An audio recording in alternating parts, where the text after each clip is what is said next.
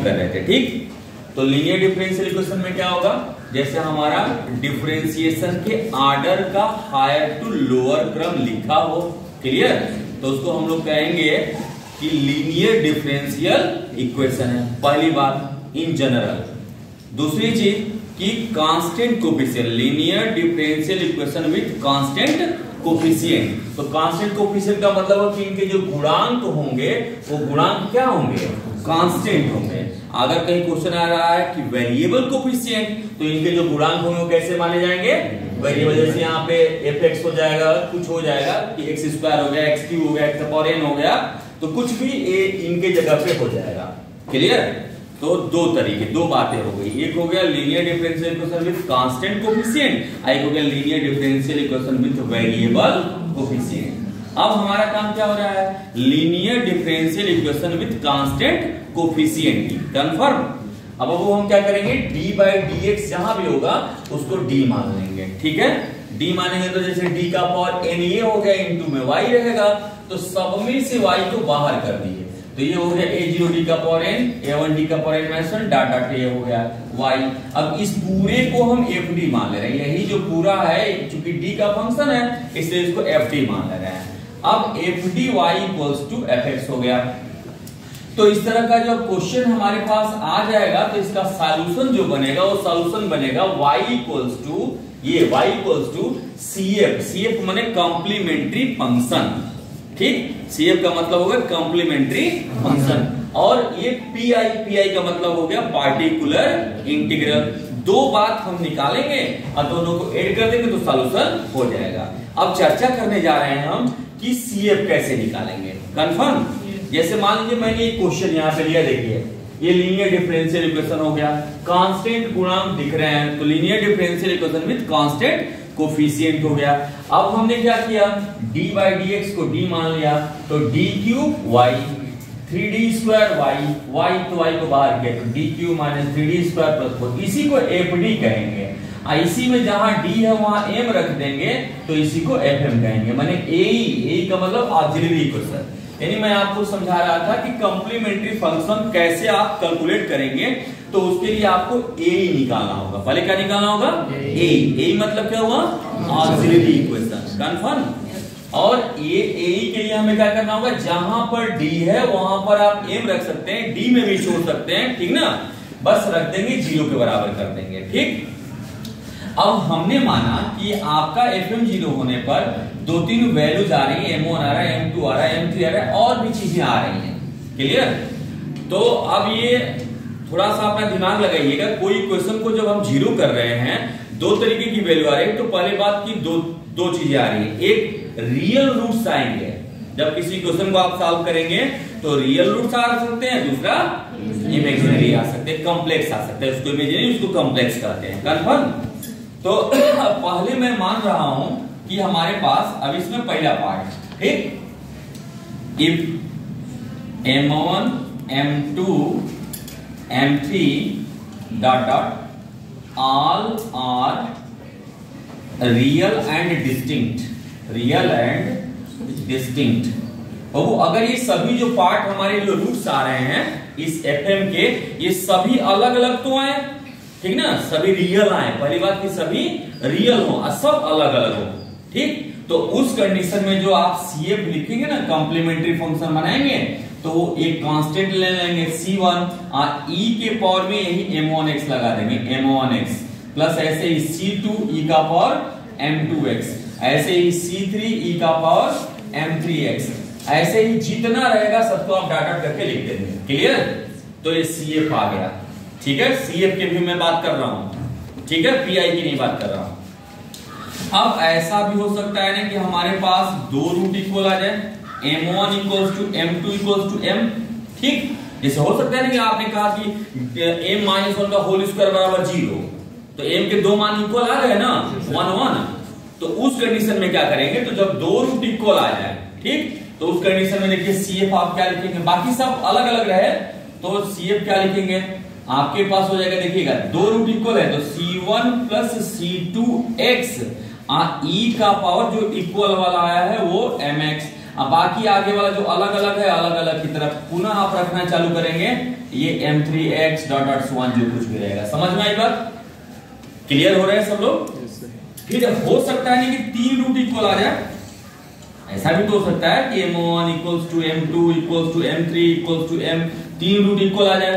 तो 3 रूट जब इक्वल आएगा तो कंप्लीमेंट्री फंक्शन आप क्या लिखेंगे?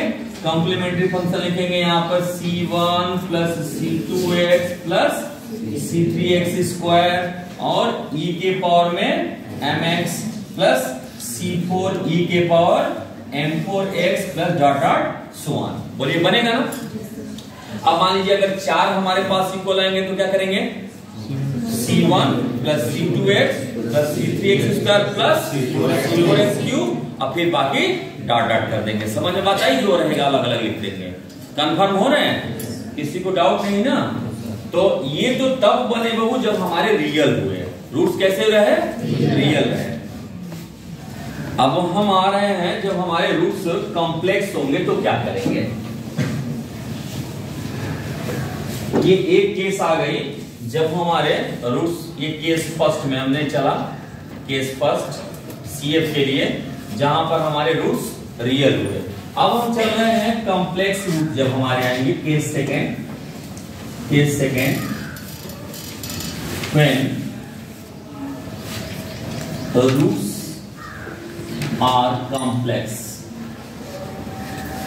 अब इसमें पहली बात थोड़ा सा ध्यान से समझिएगा। जैसे मान लीजिए राइट साइड में -4 आ गया, राइट साइड में क्या आ गया? -4। तो जब उसका आप लोग स्क्वायर रूट लेंगे तो प्लस माइनस 2i आएगा ना, प्लस माइनस आएगा ना i। तो इसका मतलब कि अगर हमारे रूट्स आ गए if alpha plus minus i beta be the roots.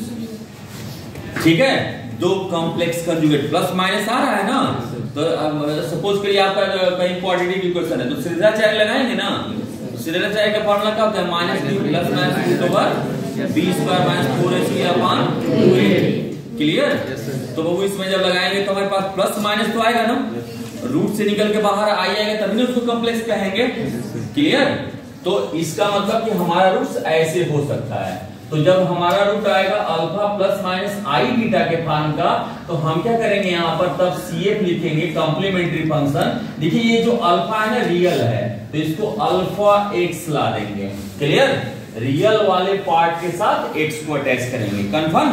और फिर इसके ब्रैकेट के अंदर आएंगे, अब लिखेंगे c1 cos beta x, imaginary वाला एंगल की तरह काम कराएंगे, c2 sin बीटा x, ये लिख देंगे। समझ हमारी बात आ गई?